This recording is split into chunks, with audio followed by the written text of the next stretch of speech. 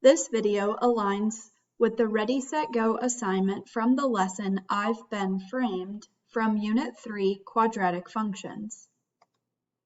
In the Ready section, you will be asked to find the area of various shapes. These shapes have already been broken down into unit squares, so one way to find the area would be to simply count the number of boxes. However, this assignment does ask you to find shortcuts for finding the area. For example, in previous math classes, you have learned that a shortcut for finding the area of a rectangle is to multiply the length times the width. The length and width of this rectangle are 4 times 5, which would give us an area of 20 units squared. If you counted the individual black squares, you would count 20 boxes. In the second example, the rectangle is the same size, but the shape is clearly missing 2 of its blocks. Instead of counting each individual block, if you found the area of the entire rectangle, you could then subtract out 2 of the missing blocks to get 18 units squared. Are there other ways that this shape could be broken down and different shortcuts that we could use? Check out this representation of example 2. Instead of a full rectangle, we can look at a smaller rectangle inside the shape that has a length and a width of 3 and 4. Then we can add the additional 6 blue blocks to still get an answer of 18 units squared. See if you can find shortcuts to find the area of all of the shapes in the Ready section. In the Set section, we are asked to compare the area and perimeter of given shapes. All of these shapes will have expressions for the length and the width. Remember that the perimeter is the total length around the outside of a shape. The perimeter for this rectangle could be found by adding x plus 7 plus x plus 2 plus the bottom, which would also be x plus 7, plus the left side, which would also be x plus 2. However, is there a shortcut for finding the perimeter of this rectangle?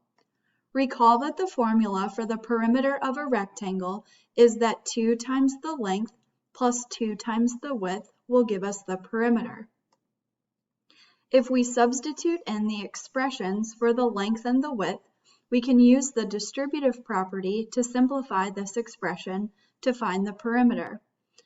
Recall that distributive property means we will take the 2 and multiply by the x plus 7, and then we can take the second term and multiply the 2 times the x plus 2.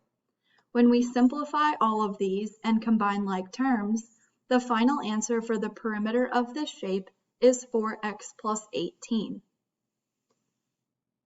When comparing this with the area, recall from the Ready that the area is the amount of space inside of an object. We also discussed the formula that area of a rectangle equals length times width. We can substitute in the values for the length and the width, and this does represent the area of this shape. This is one way to write the expression for area. If we wanted to simplify this expression, we could use the distributive property to rewrite this expression in standard form. In order to do this, we would start with the first term, x, from the first set of parentheses and multiply it by both the x and the 2 in the second set of the parentheses. Then we would do the same thing with the second term, which is 7. 7 will be multiplied by the x and the 2. Simplifying these expressions and then combining like terms will leave us with an expression for area in standard form that is x squared plus 9x plus 14. In the Go section, you will be asked to find the greatest common factor of various terms. Let's start by looking at the greatest common factor of 2 numbers, 24 and 36.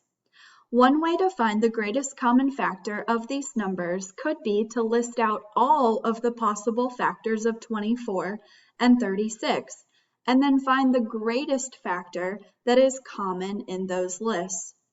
However, another way to find the greatest common factor is to look at the prime factorization for each number. To find the prime factorization, begin by breaking the 24 down into two of its factors that you know. For example, 24 can be broken down into 6 times 4. Since these numbers are not prime numbers, we can continue to break them down into more factors. Factors of 6 that we know are 2 times 3, and factors of 4 would be 2 times 2. These are now prime numbers. Therefore, the prime factorization of 24 is 2 times 2 times 2 times 3.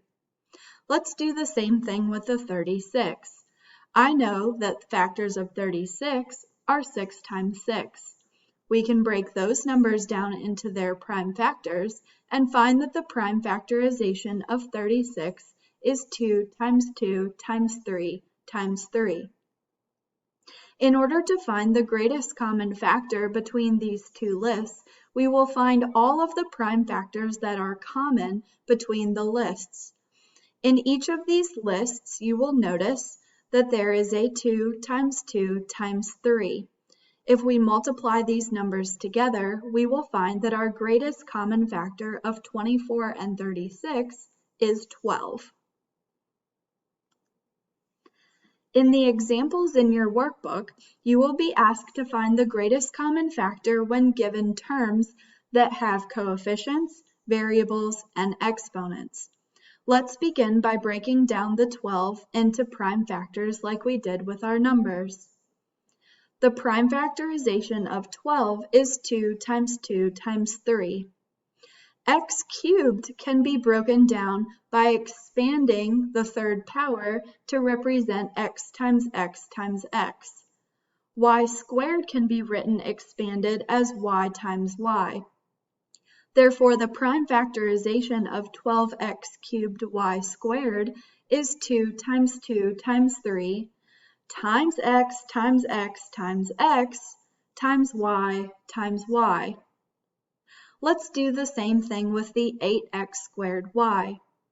We'll begin by breaking down the 8 into its prime factors, expanding the x squared into x times x, and then knowing that the y is one of the prime factors. Since it is y to the first power, it doesn't need to be expanded. Therefore, the prime factorization of 8x squared y would be 2 times 2 times 2 times x times y. Now, to find the greatest common factor, we can look for the factors that are common in both of these lists. You will notice that each list has 2 times 2. The other things that are in common between these two lists are x times y. The numbers that have not been circled are not common between these two lists and therefore will not be multiplied to become part of the greatest common factor. The greatest common factor of these two terms can be found by doing 2 times 2 times x times y, which simplifies to 4x squared y.